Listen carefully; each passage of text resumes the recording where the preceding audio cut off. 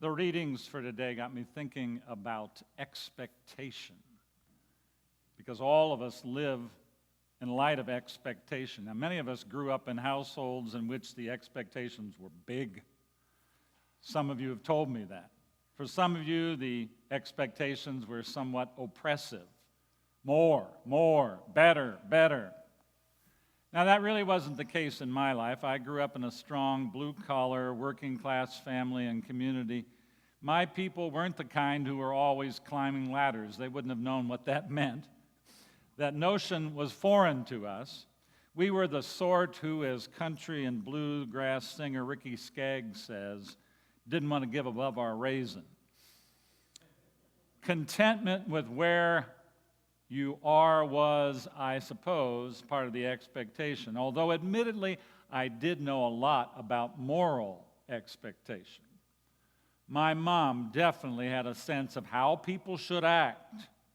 And my relatives who drank too much and who participated in a religion that promoted bingo were not acting as they should.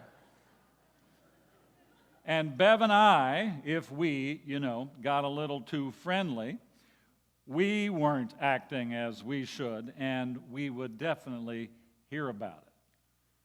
Most of us live in light of expectation. And I suspect that many of us have grown to think that one of the very good things about following Jesus is that the expectation bar has been lowered. We've been confronted with the Old Testament, and we go, wow, that's sure a lot of work, a lot of rules, a lot of do's and don'ts. Now, I know that's probably an exaggerated and misguided view of the Old Testament, but it's what many of us believe is true. Jesus, we say, is all about grace. We Lutherans love to talk about that. And grace, we say, is about ease. And grace is about giving you and me a pass. Grace is about moving beyond the law. Grace is about lower expectation. Well, not according to Matthew's Jesus. Jesus today, and frankly throughout much of Matthew, is not making it easy on us. In some ways, the expectation bar is being raised and not lowered. Do not think that I have come to abolish the law or the prophets. I have not come to abolish, but to fulfill. And then this we hear today, for I tell you, unless your righteousness exceeds that of the scribes and the Pharisees, you will never enter the kingdom of heaven. These words make it appear that the expectations are being set very high. In some ways, higher than what we received from the Old Testament. Now, before I move on, though, let me make it quite clear that when Jesus says our righteousness must exceed that of the Pharisees or we won't enter the kingdom of heaven, he is not talking about where we go when we die. That term has been so misused. The kingdom of heaven is not the place you go when you die. It's God's reign. It's God's way of doing things right now in this life. And so Jesus is not inviting you to jump through higher hoops so that you can go to heaven when you die. That is not something they would have thought about in those days. American religion is preoccupied with it, but it was not biblical religion. He is inviting you into a greater righteousness, or as the word really means, a greater justice in the living of your lives right now. The expectation bar seems to have been raised for right now. This following Jesus stuff, according to Matthew's take on it, is in some ways not easier, but more difficult than what we received before Jesus. And by the way, that's going to be especially true in the next couple of weeks. You need to come back the next couple of weeks, when Jesus will tell us the commandment to murder is not limited to literally killing people. It involves how we use our words toward people. And he will tell us that adultery is not limited to cheating on our spouses. It entails looking on a person with lust in order to control them. The expectations will get bigger, not smaller. Now, what we know about Matthew's gospel is that it was written to Jewish Christians in the late first century. And many people wonder with good reason if Matthew in his gospel isn't trying to temper the message that is coming out of the folks who followed Paul and Paul's teachings. You know, I think sometimes we have this notion in the early church, they all got along, they all thought the same way. It is not the case at all. They disagreed. And by the way, one of the beautiful things about the history or the experience of the church is that it decided to bring into one book very different perspectives on the same thing. The perception on the part of many was that Paul didn't believe in the Bible, particularly the Old Testament, that he was throwing out the foundations of the faith. Now, Paul would probably argue with that perception. In fact, he did. He said he wasn't trying to eliminate expectation. He just redefined it. No, you don't have to be circumcised. No, you don't have to follow the food laws. Yeah, you're free to eat ham sandwiches and pork rinds. Yes, Jesus sets you free, but this is not a freedom without expectation. The expectation, Paul would say, is love, the love of the neighbor.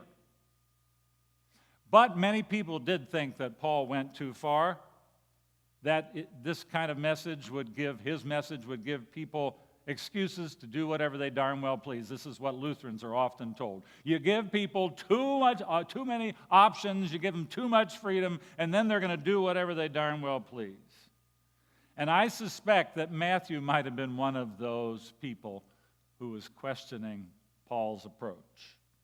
Listen to what Jesus says in Matthew today. For truly I tell you, until heaven and earth pass away, not one letter, not one stroke of a letter will pass from the law until all is accomplished. And whoever breaks one of the least of these commandments and teaches others to do the same will be called least in the kingdom of heaven. But whoever does them and teaches others will be called great in the kingdom of heaven, in God's way of doing things right now. What Jesus is up to is connected. This is what Matthew is saying. What Jesus is up to is connected to what has happened before. He isn't eliminating the before. He's a part of the before. He's a Jew. You got to get this. Jesus wasn't a Christian. Jesus was a Jew. And the law is a significant part of what it means to be Jewish. He is not eliminating the law. He is not eliminating expectation. Yes, according to Matthew, he is fulfilling it. And when you fulfill something, you are bringing that thing to some kind of completion. There's an ending involved in fulfillment, isn't there? You know, you fulfilled your goals. You brought them to their appropriate end. If Jesus fulfills the law, he is bringing it to its intended end, which means that there are going to be some new things that flow from fulfillment. Expectation, though, is not coming to an end. You have heard that it was said, an eye for an eye and a tooth for a tooth, but I tell you, do not seek revenge. The expectation bar is being raised. You know, sometimes I have to wonder if sometimes expectation is given a bad name. I know folks who grew up in households where there were almost no expectations. And you may think that's good news, and if you're a kid, that feels like good news. You know, just let me do whatever I darn well please whenever I want to do it. But what I noticed, and maybe this is my getting older or something, but what I noticed is that actually that view was bad news. No expectation sometimes meant no performance or bad performance. No expectation meant that some folks couldn't get themselves off the couch. No expectation meant that some folks just behaved badly because there were no expectations for them to do otherwise. And I got to say, that didn't benefit them or it didn't benefit anybody else. To follow Jesus is not to be invited into lower expectations. Note how he makes that perfectly clear in the beginning part of our gospel reading today. You are the salt of the earth. You are the light of the world. Don't hide the light. It would make no sense for you to light a candle then and put it under some kind of basket. Let it shine. Others need to see it. That's not eliminated expectation. I've got to note, however, how Jesus in Matthew describes the expectation for you, for me, and more than that, for us together. He doesn't say you should become the salt of the earth, or you should work hard enough to become the light of the world. He says, you are the salt of the earth, and you are the light of the world. Expectation, Jesus style, comes with an awareness of who you are as God's people. And who you are is salt for the earth.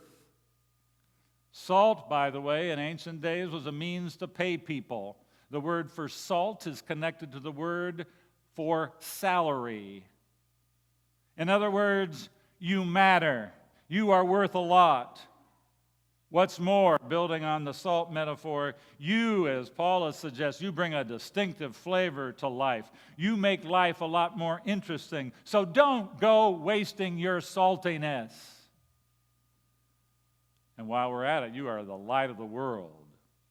We together bring light. Do not underestimate what you offer to the world. Where you go, you bring light. In Old Testament times, the Torah, God's law, the rabbis and religious authorities were described as the light of the world.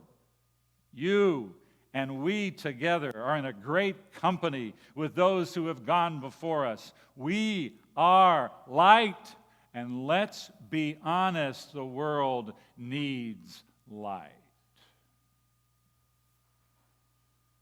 So, what's the expectation? Be who you are. Be the salt and the light that we are. The expectation is not to prove ourselves or to prove our community. The expectation is to live into who we are already. Who we are already is loved. Who we are already is claimed. Who we are already is children of God. We are salt. We are light. Now the call is to live like it. Therefore, love, practice forgiveness, tend to the forgotten, feed the poor, do justice. In other words, allow your righteousness to become greater than that of the scribes and the Pharisees. Now, I think most of you know that we as a congregation have reached a significant goal in our life together. We have fulfilled our obligations. We have brought them to their intended end. We've paid off our mortgage. Because of hard work and generosity on your part, and because of a remarkable gift from one who experienced in us salt and light, we have fulfilled all righteousness. Shoo! I wondered if it ever happened. We now breathe a great sigh of relief. Expectation must be finished, right? Heck no! Expectation continues. In fact, in some ways, the expectation bar has been raised. We are the salt of the earth. We are the light of the world. We matter. We are worth a lot. Our mission is needed. We've got big work to do. Quoting Isaiah, we as salt and light are being called to loose the bonds of injustice, to let the oppressed go free, to share our bread with the hungry, and to bring the homeless poor into our homes.